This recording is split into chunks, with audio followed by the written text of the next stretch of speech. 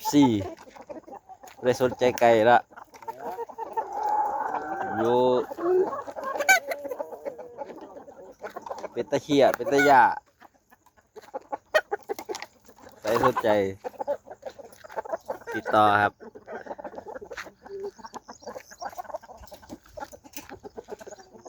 และสนใจติดต่อได้ครับ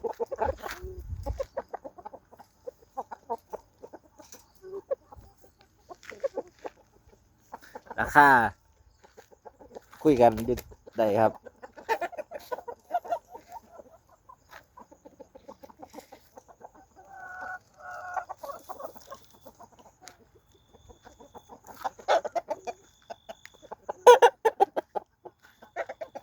จริงบุเก่งกับเบิ่งเอาสายตาผู้ใดมัน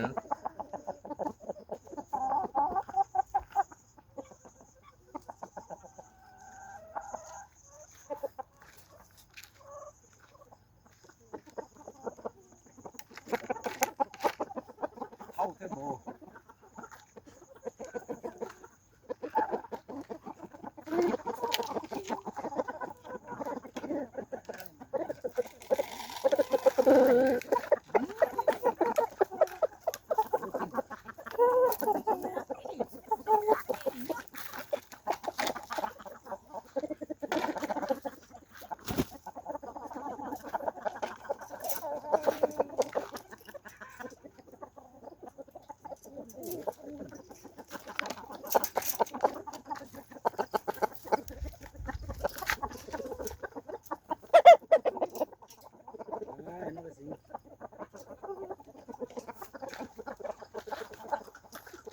นี่ครับ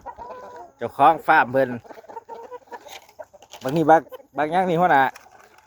บักนรสิงห์ครับ บางนรสิงห์บ่ งานแบกน้ำหนักเขาวาง2 อาทิตย์ผ่านมาบุ้ยไผกล้า การตีเป็นยังไงกว่าการตีเลยตีดีบ่ การตีพ้นตีไก่ตัวนี้เป็นแข้งหนาไก่นั่นตีไก่แข้งหนาว่าเป็นเด้อบอกให้แต่ว่า ตีจะไฟเลยตัวนี้ตีจะไฟเล ห ย น้าสองไฟ สองไฟบ่ 2 ไฟเก็บตีไฟแรกก็ได้เงินก็ได้ค่าเขาวแรงครับหมอไฟแรกเป็นบ้าวน้อยแล้วก็มาอีกโดนเตียบเขาแล้วมาอยากเห็นฝีมือของมันอีก เป็นได้บาดเลยฝีมือบาดเลย ก็ได้กิน ได้กินบ่ อันสอง อันสอง อันสามก็ไปเจ้าเขาแบกเขาอีกคือเก่า อื้ อันที่สี่นี่ตี2,000เนื้อหันนี่แบกไงนี่เลยเขาว่าเนื้อฟ้ายังมีฟ้าพี่น้องแบกนี่ครับ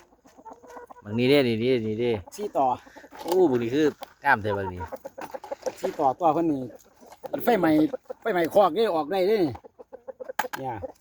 เวลาซุ่ม ปล่อยบ่นี่มี FC สนใจนี่ปล่อยบ่นี่ ปล่อย ราคา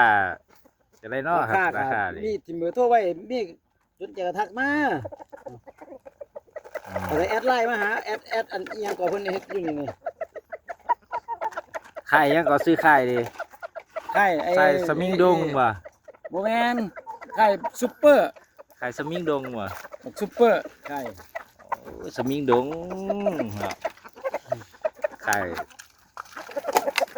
เอากิน แบบนี้ไว้ยกกันวาดเลยดิฮะ งานออกที่แรกก็โรกกันทีนี้หมอนี่ขังอยู่พี่ดิขังอยู่ชุดทีนี้ อืม บางนั้นขังอยู่คอกนอกคนนี้พี่น้องนี่ผ่านก้อนที่ผ่านไปฮอดหาตัวกูตัวสู่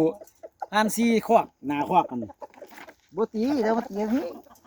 แสดงว่าเพิ่นคันเขียวกัน โอ้บางทีคืองามแต่บางนี้ เขาลาซัน ซื้อมันเลี้ยงนี่ เขาลาซัน ขาวลาซาน ลาซัน ลาซานผู้ได้มักเบิ่งเอาเด้อพี่น้อง เป็นนุ่มนี่ไก่นุ่มแซมเต็มนุ่มใหญ่เด้นี่พี่น้องไก่อีหลีคือว่าผมกินนี่ไก่ตัวนี้เป็นตอนเป็นเมา7 เดือนชนะไก่1หลังจากนั้นมาก็เลยได้ย้ายงานบ่ได้มีโอกาสในบ่ายเพิ่นก็เลยเป็นไก่อายุบ้านนี้มันใหญ่มันหาคู่ยาก อ๋อกับผู้ใดมีซ้ำกันนี่อยากเขาอยากเอามา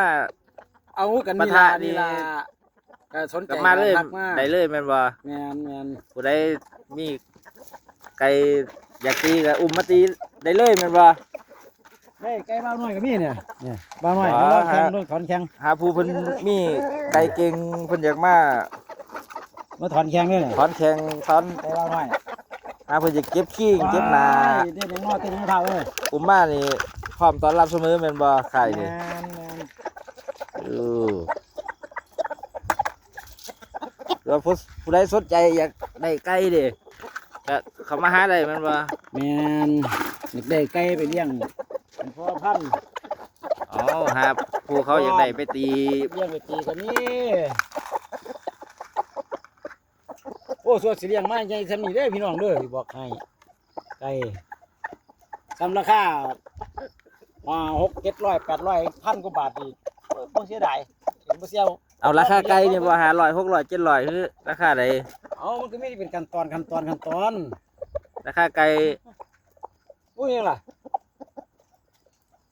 เสียที่คุณบอก ไก่